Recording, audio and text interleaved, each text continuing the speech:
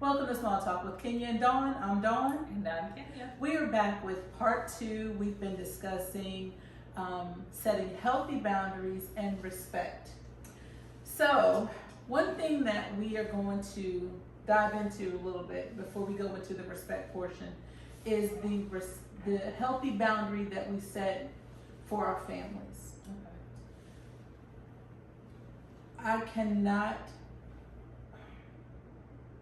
I can't tolerate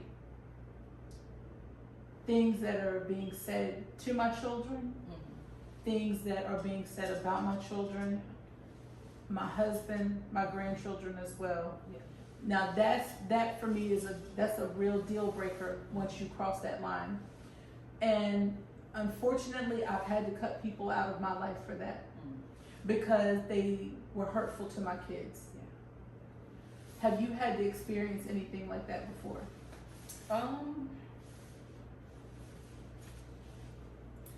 Not.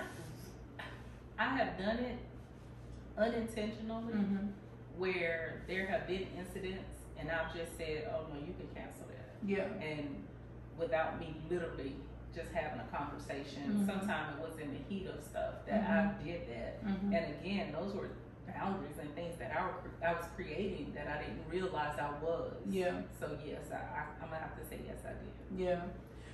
Maybe, well, like you said, you didn't realize that you did it, but and maybe at the time we didn't even really know to call it a boundary. Absolutely. So, Yeah. but we just did it. Yeah. And the reason for me it's so personal for me to set that boundary with my kids is because I always want to make sure that they're protected. Right. I always want to make sure that my husband is protected. And I know that he is supposed to be the protector of the house. Right. And you know that's your husband's role as well. But as a mother and as a wife, we are nurturers, and you can be aggressive as well. Now I'm trying to be nice when I say that. I'm trying to say that as nice as I can. It's just things that for me, like I said, that's a real deal breaker. And I will cut you off and love you from a distance. Yeah. And I just have a problem with that. Yeah. I have a big problem with that. You can say whatever you want to say about me, to me, whatever, and then whatever. I'm say what I have to say, and then I'm done with it. Yeah. But my kids and my husband, grandsons, off limits. Yeah. I think that's when that nurturing part turns on, even though, like you said, a husband. But that's our partner. For me, that's my best friend. Even when I'm mad with you, I'm still looking out for you. Right. So I think that's just it's part of our DNA, I guess. I don't know. Because that has always been the case without me consciously knowing it's been the case. Because you think about, oh, he's the man, but it's been a couple of times I've jumped in front of the man. Yeah, absolutely. And I'm just sitting here thinking too, and I don't think we talked about this in the last one, but boundaries that we set within our friendships. Wow. Yeah. Okay. Yeah. Me and my best friend, we've been best friends for over 30 years, right? Good.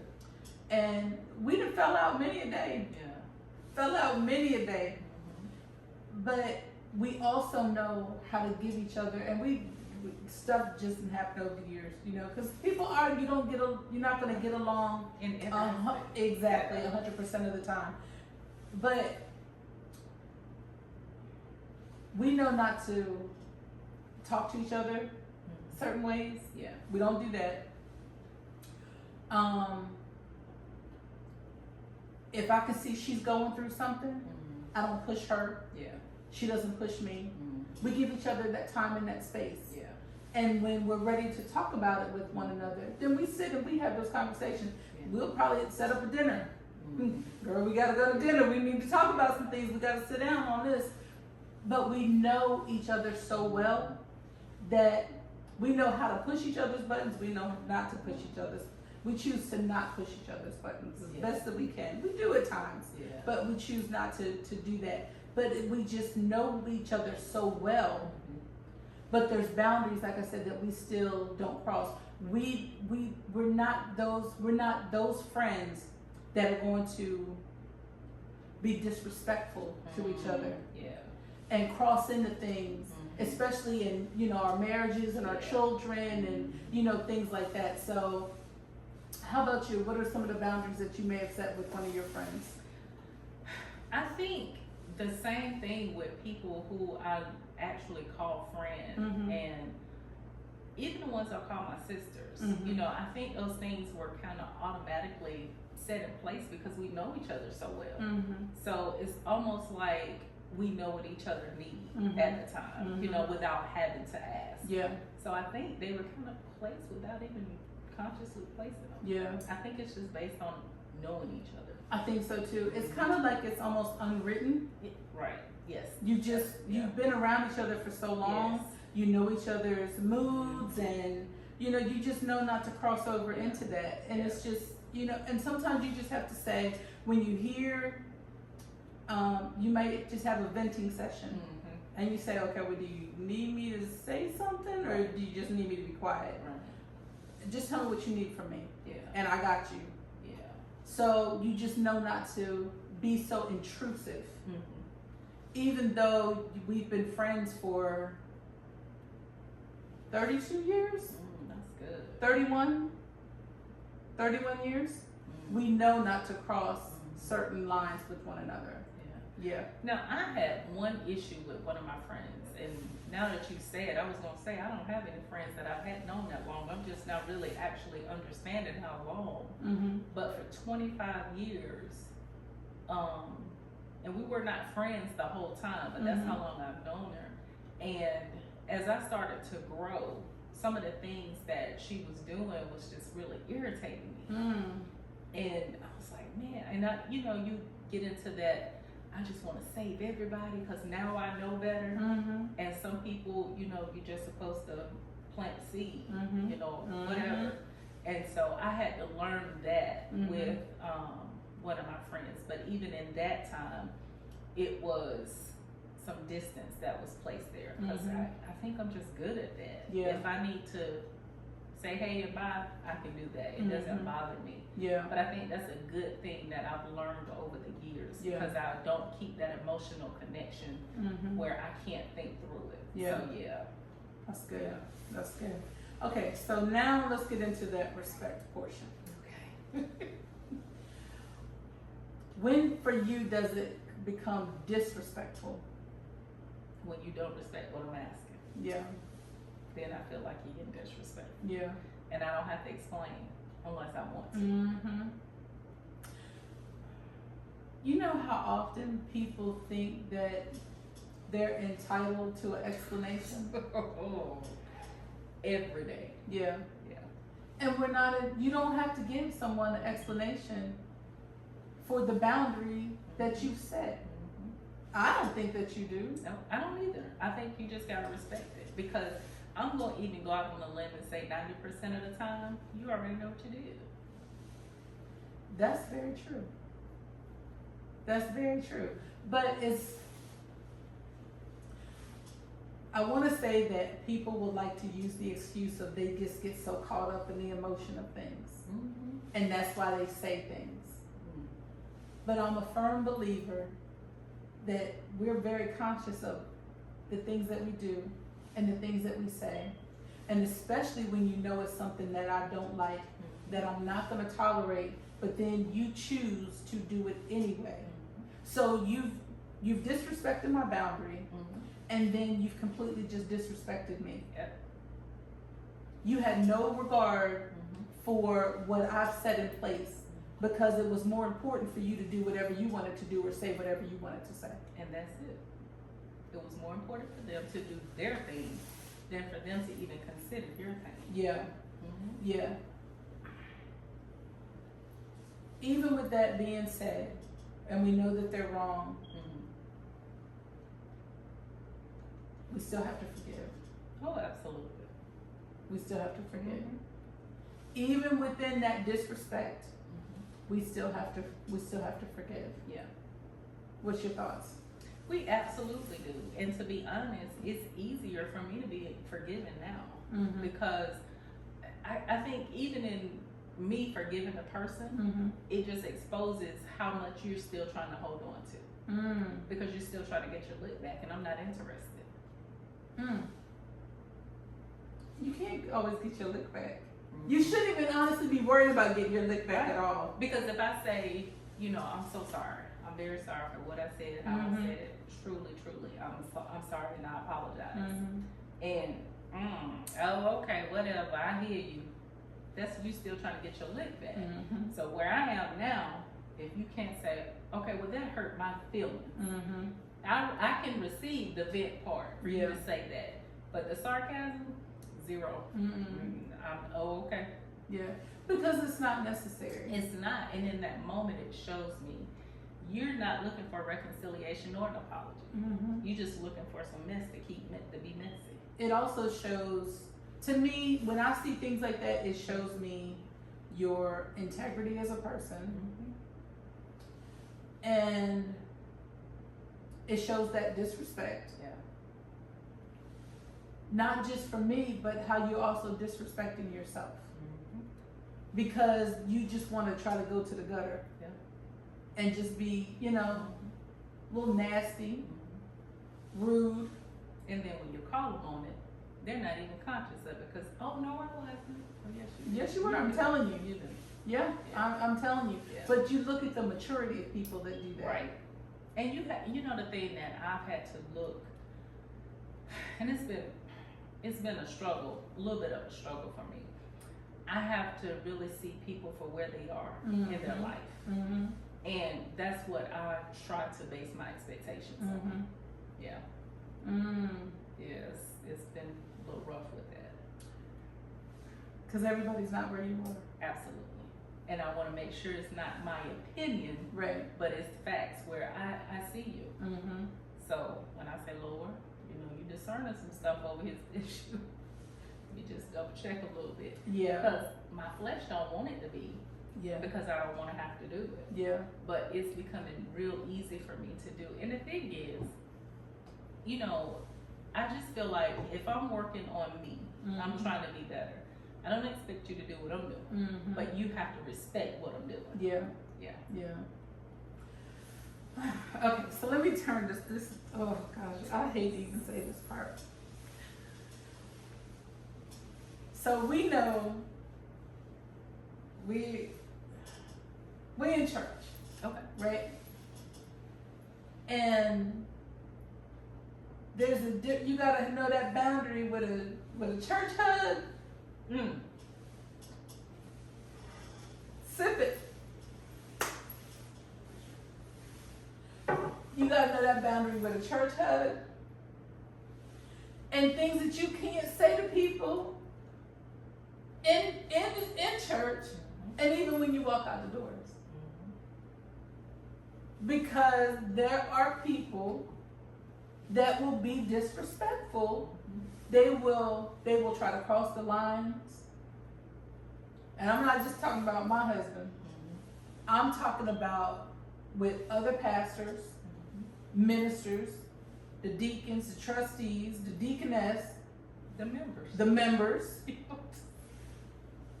They will try to cross lines. And sometimes I've looked at stuff and I'm like, you got to be kidding me. I think that'd be intentional. Well, let me say, sometimes it's intentional, and sometimes it's out of bad behavior / ignorance, or you think I'm gonna be ignorant to it. That is so disrespectful. That is, I don't even know why they just came up. But that to me is so disrespectful. Because it's the reality of the world that we live in today.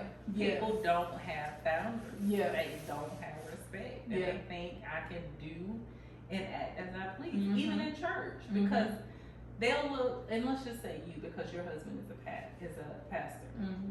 And they'll look at you, oh, she did a pastor's wife. She ain't gonna act up in here. Well, you call it act up. I call the mother in me for my kids and for my husband, my BFF. So I'm responding in protection. And I may not respond in the way that you want me to, because I think people try to test your character in the church because they don't think that you will say, okay, now we're gonna get from in front of, do this in remembrance of me. But we about to talk about this, because you just can't do that. I need to see you in the back. Yeah. Right now. Because we tear the church up. No, I'm not gonna tear the I ain't church. gonna tear the church But up. let me we say, gonna have a but conversation. let me say this too. Please, if that were to happen, please let me be the one to do it. Because if one of my kids are there, We'll tear the church up. they gonna tear the church. And that, you know, and that's. And be like, Mama, we don't go to church. We don't belong to this church. You can't do that. Let me handle it. But think about it. Why would you do that so blatantly when you know? And it's not, you know, who sits and just watch their husband? You know what I'm saying? Mm-hmm. You do it intentional to get my attention. Mm-hmm. So you're asking. Yeah. So for me, we gotta talk. Yeah. And if I got to follow you to the car, we're gonna talk. Yeah. And I think people need to stop weaponizing church. Yes. That's what they need to stop. Yes. Yes. Stop using church as a means to get at this man or get at this woman. Yeah. And be disrespectful. And acting like it's just, oh, we just, you know, hey, it's just a hug in the name of the Lord. Okay. No, it wasn't. That was a hug in the name of lust, is what it was. That's what you had in your heart. You had lust in your heart. Mind, body, and soul. Yeah. Yes, you did. And you can't do that. But people do it. I mean, we've seen it before. All the time. All the time. We've seen it. So yeah, you've got to definitely set a boundary, you know, in church. Set the standard for that. You know, my grandfather said something to me when I was really young, when we used to go to church, and we got to church real early. Mm-hmm. And I used to say, Daddy, why we at church so early? Why we here before the doors open? Mm-hmm. He said, Sugarfoot, we might be bringing Jesus with us, but the devil done already beat us here. He up there on that front pew. That's right. And so I know a lot of people proclaim to have the Holy Spirit in them.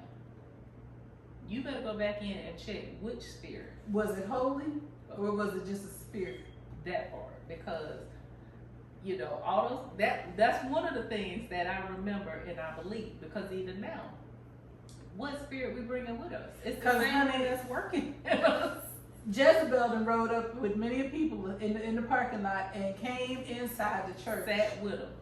Sat right beside them. So, you know, I think people, like I say, weaponizing, because you don't think the response you're going to get is a response that you think is appropriate for me. Yeah. It's not going to work like that. And you know, we've talked about this. I know we've had this discussion before, about like, I don't like to text somebody else's husband unless they on the text. Now there's times where I'm just like, oh well, you know, hey, Sam said this, or you know, okay, well yeah, we'll be here. But if it's a question that's involved, or something that I'm just like, no, I don't want nobody to think that I'm texting, you know, their husband, and it's inappropriate. Right. And that's a boundary that I've decided to set as well. But there's men and women that will text somebody else's husband or wife. Yeah. And it's not appropriate. Right. I don't think I'd handle that well. I know I'm not. Because I'm going to say, you know, I used to tell my husband, I've always been a woman. I haven't always been this woman. Ooh, Jesus. So I know the intention. You know it. I know the signs. I know what it looks like. And he still to this day, he'll say, how do you see that?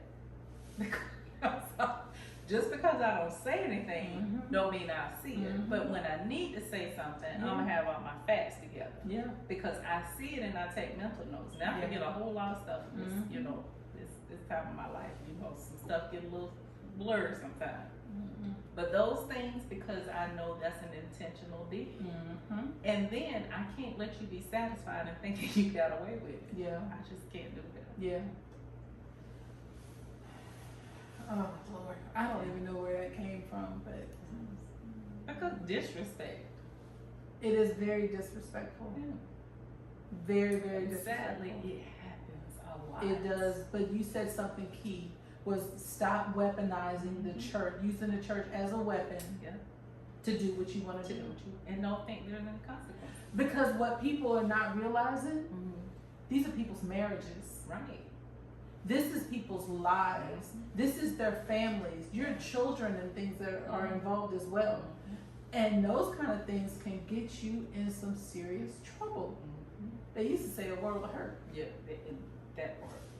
I remember that saying. Yeah. Yeah. It's going to get you in a world of hurt. Stop that stuff. Yeah.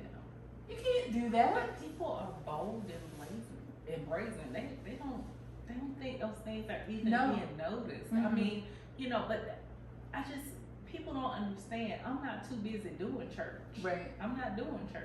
Right. So I'm not caught up where I'm left out. I'm not doing that. So, yeah. Yeah. And let me tell you something, because this was funny to me. I wasn't thinking about it, but there was some man that was talking to me. I don't know who the man was. And my husband said, now I looked at him and he was talking. He was like over this way and just say I'm over here. And he said, who was that man talking to you? And I said, well, when I looked at you, you was looking up there. How you see that man? He said, you better know I always got one eye on you. Now, I know where you are every. I said, I don't even know who that man was. I said, he said something to me. I don't know who it was. But he said, oh, I know where you are at all times. He said, you might think I'm looking over here. He said, but I'm looking right here. Right. I know that's right. I said, well, good Lord. But come to think of it, think about it. That's exactly what we doing. Absolutely. Because I might be talking to you. I'm cockeyed. But